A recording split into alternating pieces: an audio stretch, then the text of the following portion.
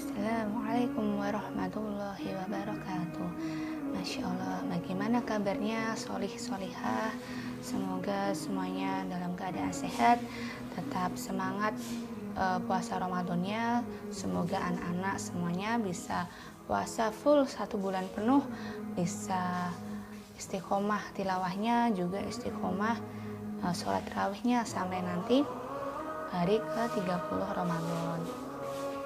Hari ini kita memasuki hari keempat pesantren Ramadan sekolah. Hari ini Ustazah Rina akan menyampaikan kisah dari salah satu ulama salaf. Jadi ulama salaf adalah ulama yang ada pada 3 generasi muslim awal ya. Jadi setelah para sahabat itu kan ada tabi'in dan juga tabi'ut tabi'in. Nah, hari ini kita akan belajar meneladani kisah dari Imam An-Nawawi.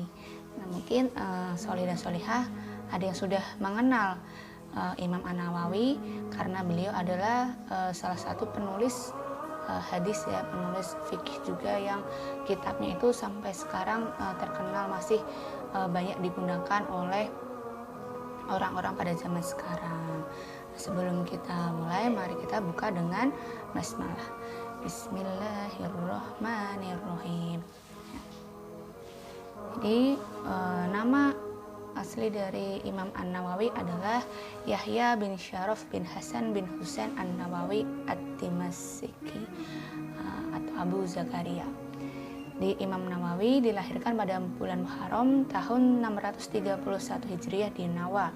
Nawa itu adalah sebuah kampung di daerah Dimashq atau Damaskus yang sekarang merupakan ibu kota Suriah. Ya, jadi anak-anak kan sudah tahu ya mengenai Suriah karena setiap ba'da sholat itu kan anak-anak sering mendoakan saudara muslim kita di Suriah. Nah, jadi Imam An-Nawawi lahir di Suriah ya, jadi di ibu kota Suriah. Imam An-Nawawi dididik oleh ayah beliau yang terkenal dengan kesolehan dan ketakwaan. Imam An-Nawawi mulai belajar di katatib atau tempat belajar baca tulis untuk anak-anak. Mungkin kalau sekarang bisa disebut seperti TPQ begitu. Dan Imam An-Nawawi hafal Al-Quran sebelum menginjak usia balik. Jadi ketika usia sebelum balik masih duduk di bangku sekolah dasar ya seperti anak-anak sekarang, Imam An-Nawawi sudah hafal 30 juz Al-Quran. Masya Allah. Ketika berusia 10 tahun, Syekh Yasin bin Yusuf Az-Zarkashi melihat Imam An-Nawawi itu dipaksa bermain oleh teman-teman sebayanya. Namun Imam An-Nawawi menghindar, menolak, bahkan menangis karena dipaksa tersebut. Kenapa? Karena Imam An-Nawawi tidak ingin waktunya sia-sia hanya untuk bermain. Jadi Imam An-Nawawi sejak kecil itu senang sekali untuk belajar, senang menuntut ilmu.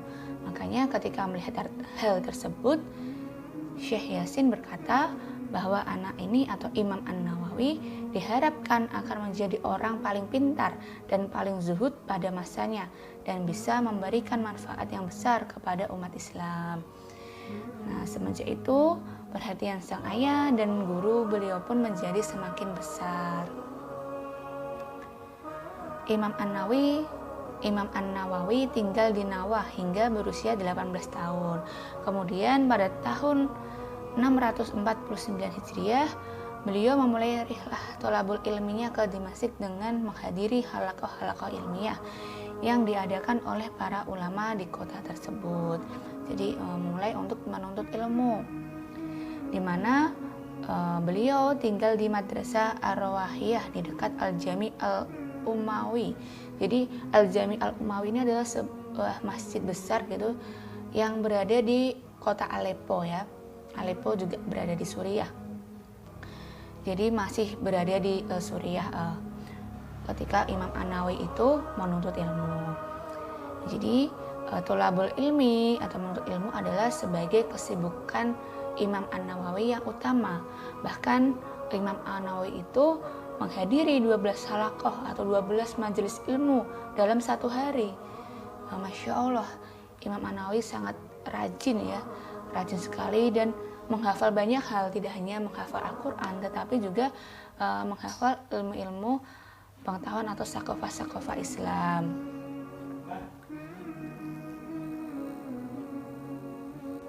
Bahkan Imam An-Nawawi mengungguli teman-temannya yang lain atau melebihi teman-teman yang lain ya, sampai Imam An-Nawawi itu berkata, dan aku menulis segala yang berhubungan dengannya, baik penjelasan kalimat yang sulit maupun pemberian harokat pada kata-kata, dan Allah telah memberikan barokah dalam waktuku. Nah, Masya Allah, jadi karena keseriusan Imam Nawawi dalam belajar, dalam menuntut ilmu agama, dalam mempelajari sakofa-sakofa Islam, maka Allah memberikan barokah dalam waktunya Imam An-Nawawi, karena waktunya Imam An-Nawawi dihabiskan untuk menuntut ilmu, dihabiskan untuk hal-hal kebaikan, ya tidak digunakan untuk hal yang sia-sia. Kemudian pada tahun 651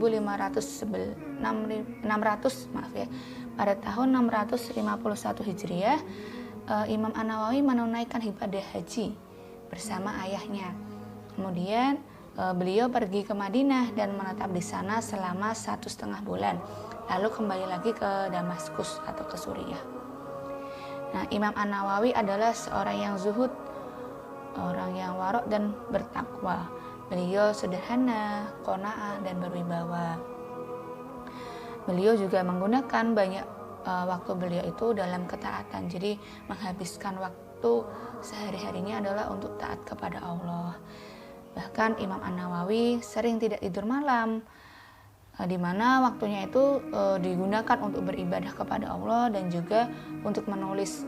Makanya kenapa sampai sekarang ini banyak sekali kitab yang dihasilkan atau yang ditulis oleh Imam An-Nawawi dan bermanfaat untuk kita semua.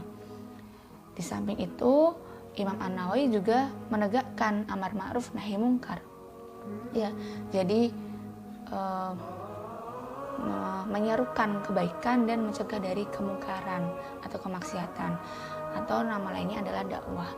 Jadi di samping Imam Nawawi itu belajar, ya, memperbaiki hubungannya dengan Allah, Imam An-Nawawi juga melakukan amar ma'ruf nahi mungkar.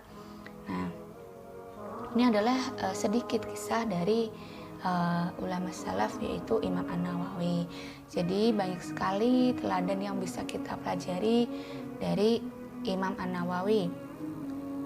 Salah satunya tadi kan dalam beramar ma'ruf nahi mungkar. Jadi Imam An-Nawawi juga berdakwah ya. Ini yang bisa dilakukan oleh anak-anak juga, di mana anak-anak berlomba-lomba untuk mengerjakan kebaikan. Jadi mengajak teman-temannya untuk melakukan kebaikan, apalagi di bulan Ramadan ini yang nanti pahalanya itu akan dilipat gandakan oleh Allah.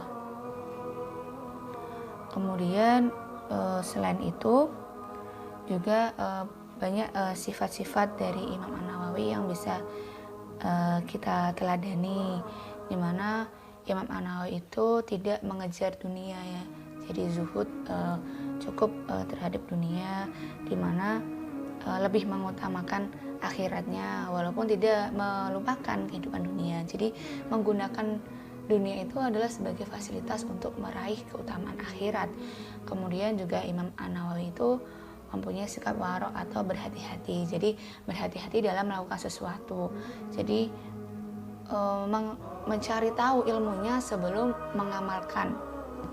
Dan Imam An-Nawawi adalah orang yang bertakwa ya, bertakwa kepada Allah.